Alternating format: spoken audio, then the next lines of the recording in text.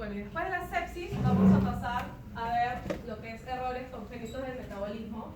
De hecho, ustedes ya deben haber escuchado lo que es el tamizaje neonatal.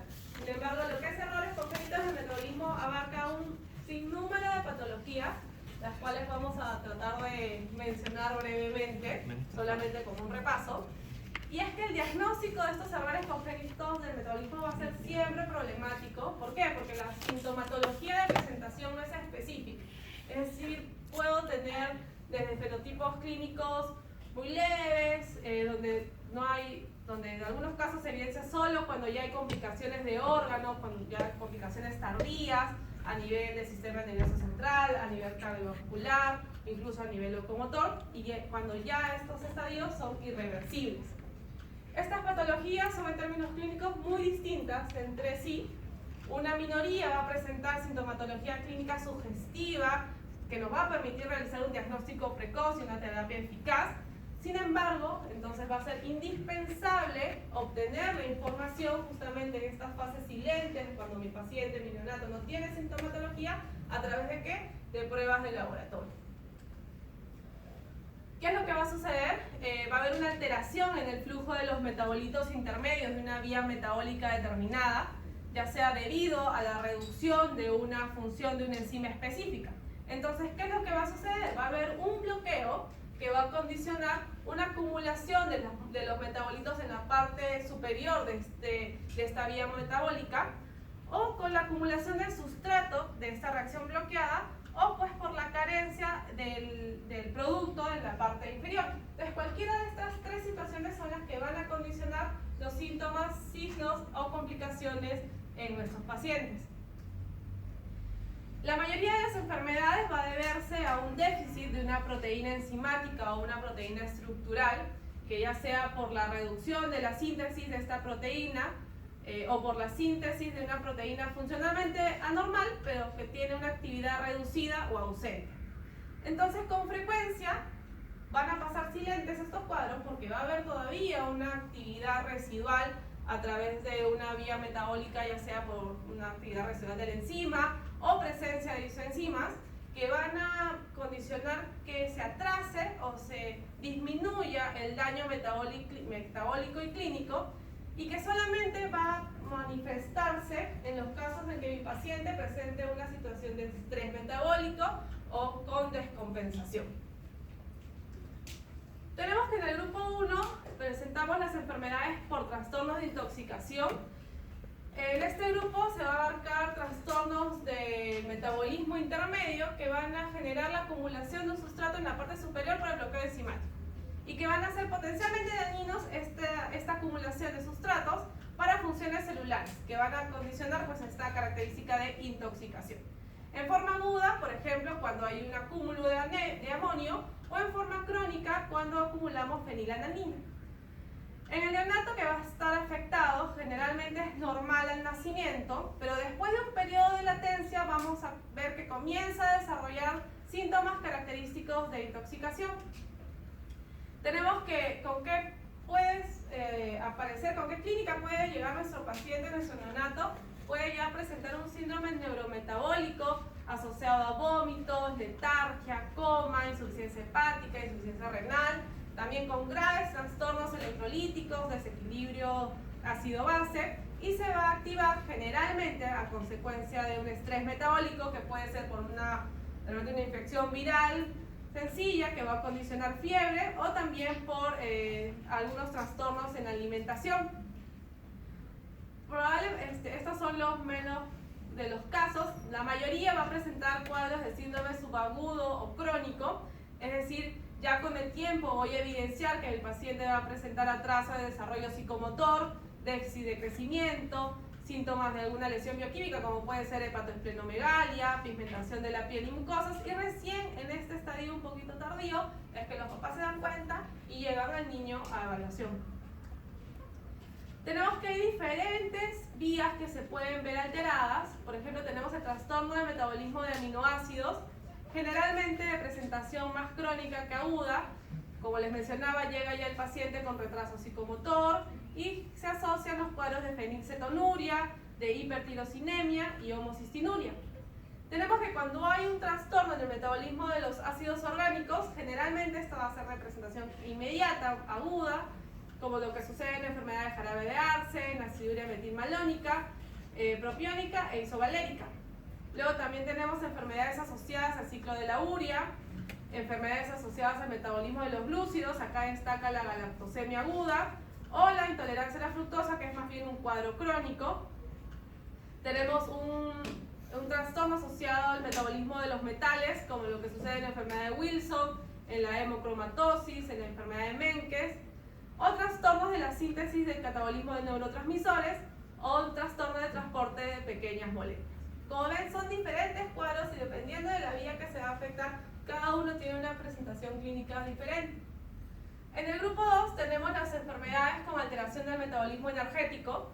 Acá van a ver defectos a nivel mitocondrial, principalmente asociados pues a la producción de energía, que va a condicionar patologías graves y que tienen muy poca posibilidad de terapia, con lo que sucede en la acidosis láctica congénita, en la enfermedad de cadena respiratoria mitocondrial o enfermedades de oxidación de ácidos grasos.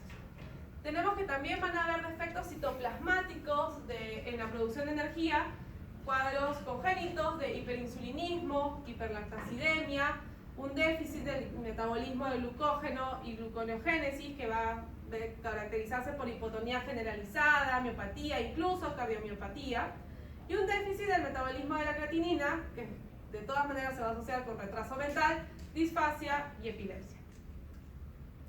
En el grupo 3 tenemos otra variante que son las enfermedades de moléculas complejas y de orgánulos subcelulares. Como va a haber un bloqueo en la síntesis o en el catabolismo de estas moléculas, que son moléculas complejas como pueden ser los glucolípidos o esfingolípidos o mucopolisacáridos, este acúmulo va a condicionar que se vaya a ver afectado y se realice este acúmulo a nivel lisosomal. Entonces va a haber una correspondiente disfunción celular, porque principalmente asociada a las células de vida más largas, como pueden ser las neuronas. Entonces, básicamente, la clínica de estos cuadros va a ser a nivel del sistema nervioso. Va a condicionar incluso algunos asociados, deformidades, hepatoesplenomegalia o cuadros dismórficos. Funciona bien la terapia de sustitución enzimática, que va a ser parte esencial del tratamiento si es que hay una detección precoz. Vemos que dentro de todo este grupo de enfermedades lisosomales, tenemos que la enfermedad de Gaucher representa un 14%, tenemos la leucodistrofia en un 8%. Sin embargo, hay diferentes otros cuadros, Pompe, Morquio, que representan un menor porcentaje, pero todos estos van a deberse a defectos y acúmulos a nivel lisosomal. Entonces va a ser muy importante que para poder detectar todo este sinfín de enfermedades que les he mencionado, va a ser muy necesario realizar a los neonatos un tamizaje neonatal, denominado también una detección sistemática genética perinatal.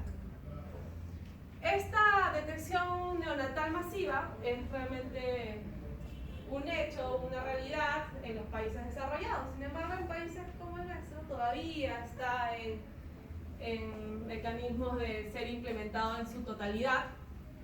La idea es poder identificar a los neonatos que estén afectados por alguna de estas deficiencias, alguna de estas alteraciones metabólicas antes del desarrollo de signos clínicos. ¿Con el objetivo de qué? De dar un tratamiento temprano antes de que aparezcan las discapacidades graves. En Estados Unidos todo inició alrededor de la época del 60. En América Latina, en el 73, México comienza liderando este esfuerzo. Luego se suma Brasil, Argentina, luego Colombia y Cuba. Incluso hay países centroamericanos, que no me salían a veces muy pequeñitos, como Costa Rica, que tienen el programa de tamizaje neonatal muy desarrollado. En mayo del 2012, en Perú, se promulga esta ley, la 29885, que va a declarar de interés nacional la creación de un programa de tamizaje neonatal universal en fase inicial. ¿Qué pruebas va a considerar? Pues va a considerar el hipotiroidismo congénito, la hiperplasia suprarrenal, la fenilcetonuria, la fibrosis quística como parte del laboratorio y algunas otras evaluaciones complementarias como la detección de hipoacusia y de catarata congénita. Inicialmente se da un del Niño con la doctora Rojas. Luego tenemos en el 2002, ya se asocia lo que es el Revaliati, de salud. Comienza con lo que es el diagnóstico de hipotiroidismo congénito y de hiperplasia suprarrenal. Posteriormente se suma el Instituto Materno Perinatal, el Hospital San Bartolomé, María Auxiliadora y el Almenara. Pero vemos que el resto del país, una carapinita. Les va a ser muy... ¿Cómo es que vamos a realizar esta evaluación en nuestros neonatos? Pues vamos a realizar una toma de muestra de sangre capilar tomada a nivel del talón del recién nacido. Para eso tenemos unas tarjetas especiales que son elaboradas en papel filtro Batman 903, que aparte de tener estas líneas, estos círculos donde vamos a colocar la muestra, me va a tener que incluir datos importantes que me van a permitir contactar a los padres, contactar a los médicos, contactar al centro de salud de donde deriva esta muestra, si es que es necesario realizar una prueba confirmatoria o ampliar estudios. Tenemos que, obviamente vamos a utilizar una lanceta pediátrica, y la toma de muestra tenemos que realizarla por lo menos después de 36 horas de que el paciente ha recibido lactancia materna, fórmula o lactancia mixta, hasta el primer mes de vida. Si el bebé es prematuro, vamos a esperar unos 15 días para realizar esta toma de muestra, y si el bebé al nacimiento presentó alguna complicación que ameritó una transfusión, pues debemos esperar unos 10 días más después de esta transfusión. Entonces lo correcto es llenar los circulitos de manera completa, en una sola gota, bien colectada. Sin embargo, vemos que hay diferentes formas erróneas de colectar la muestra y que va a ser un esfuerzo en vano porque no me va a permitir realizar una buena determinación de los marcadores que vamos a revisar. ¿Qué marcadores evaluamos? Primero, para lo que es fibrosis quística, recordamos que esta enfermedad es caracterizada por una normal viscosidad en las secreciones a nivel pulmonar, a nivel del páncreas principalmente, que va a condicionar de manera crónica obstrucción pulmonar, infecciones respiratorias a repetición. Generalmente acá se va a asociar la pseudomonas como principal agente. Se va a asociar también insuficiencia pancreática, desnutrición secundaria, infertilidad y muerte temprana. Es una de las, dentro de todo este grupo de variantes que hemos visto que son bastante raras, es una de las más prevalentes. Se puede encontrar un caso en cada 2.500 nacimientos. Es producida por la mutación en el gen que codifica esta proteína reguladora de la conductancia transmembrana de la fibrosis quística, denominada CFTR. Y esta proteína va a intervenir con el paso del ion cloro a través de membranas celulares. Y su deficiencia entonces va a alterar la producción o los valores de cloro a nivel del sudor, de jugos gástricos y de moco. La enfermedad entonces se desarrolla cuando ninguno de estos dos alelos va a ser funcional. Entonces ya sabemos que es congénito. ¿Cómo es que vamos a realizar esta determinación? Tenemos este flujograma diagnóstico, y ¿qué es lo primero que vamos a determinar? Es el IRT o la tripsina inmunoreactiva a través de una prueba de enzimo inmunoensayo en el ISA colorimétrico. Con valores por encima de 65 ya podría catalogar como un IRT elevado, que me meritaría realizar una prueba complementaria, que es la prueba de cloro en sudor o test de sudor, donde vamos a estimular las glándulas sudoríparas en la zona del antebrazo a través de una sustancia denominada pilocarpina. Vamos a dar una corriente eléctrica muy débil que va a estimular justamente la liberación de esta reacción en las glándulas sudoríparas. Se recoge el sudor con esas tarjetitas y determinamos de manera muy rápida los valores, el contenido de cloro y de sodio. Y en una media hora yo ya podría dándole un diagnóstico confirmatorio a mi paciente si efectivamente es potencialmente asociado a una fibrosis quística o puede andar ya tranquilo. Posterior a eso, dependiendo de los valores que encuentre en el test de sudor, puedo incluso ampliar el análisis. Incluso ya si deseo complementar a nivel genético, debería evaluar la mutación a nivel del F508, donde voy a justamente valorar si es que mi paciente va a tener estos dos alelos que no van a funcionar. Finalmente, ¿para qué? Para poder determinar en este recién nacido si efectivamente es un candidato a tener una calidad de vida diferente, vamos a tener que tomar medidas diferentes de cuidado en este niño, justamente para evitar las complicaciones asociadas a las lesiones y deficiencias que condicionan la fibrosis quística. Luego tenemos que otra de las pruebas que vamos a dosar es para valorar el hipotiroidismo congénito.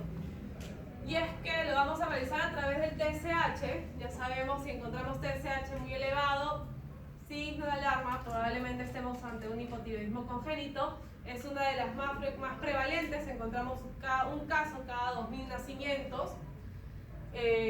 Pues generalmente, y lo más grave es cuando llega el paciente ya con un cuadro clínico tardío, que tiene esta fase característica, un puente nasal deprimido, una frente estrecha, párpados hinchados, macroglosia, está hipoactivo, hipotérmico, hay rechazo al alimento, a la vía oral, cursa con estreñimiento, incluso tiene un llanto ronco, piel y cabellos secos, edema a nivel genital y de extremidades, macroglosia, mixedema. Este ya es el cuadro terrible, no es cuando ya el padre nunca se dio cuenta que a ese niño le estaba pasando algo, pero la idea es justamente detectarlo apenas se dé el nacimiento.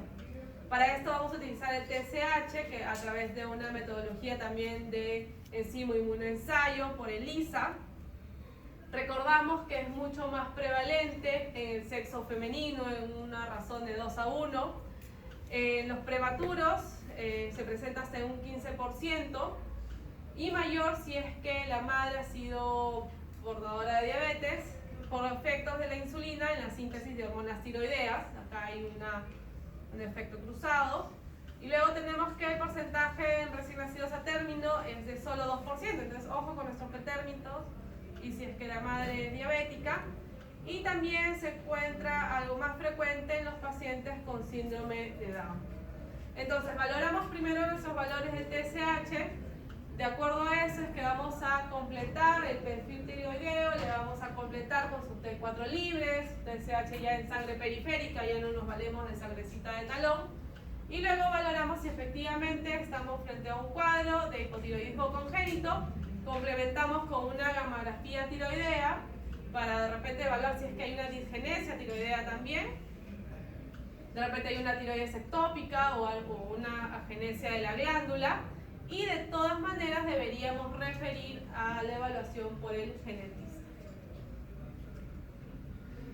Otra patología que vamos a buscar en el tamizaje neonatal va a ser la hiperplasia suprarrenal congénita a través del marcador 17 OHP neonatal, que es una prueba también de enzimo inmunoensayo, pero por competencia en lectura colorimétrica.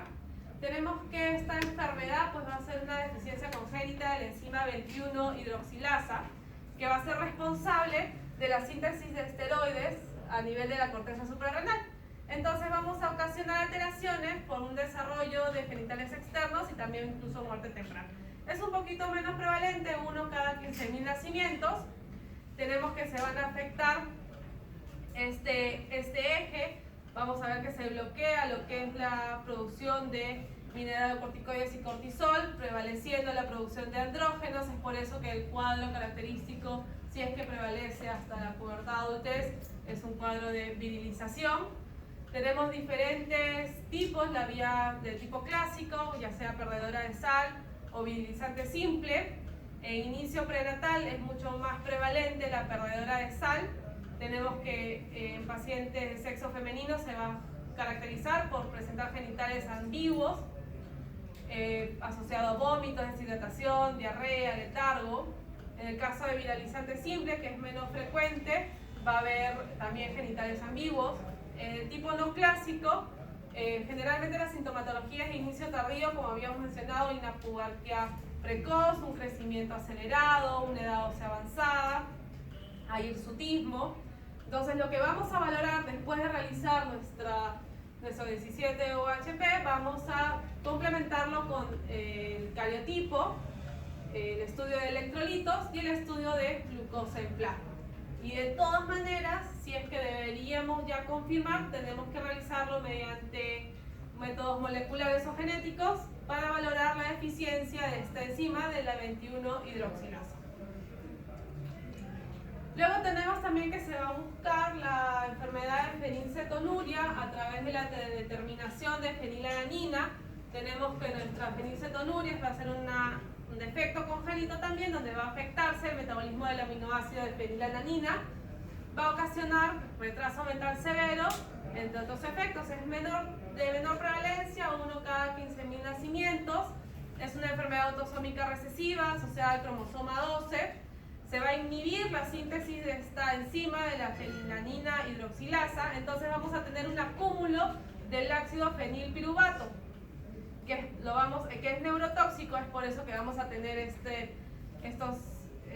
complicaciones de retraso mental severo.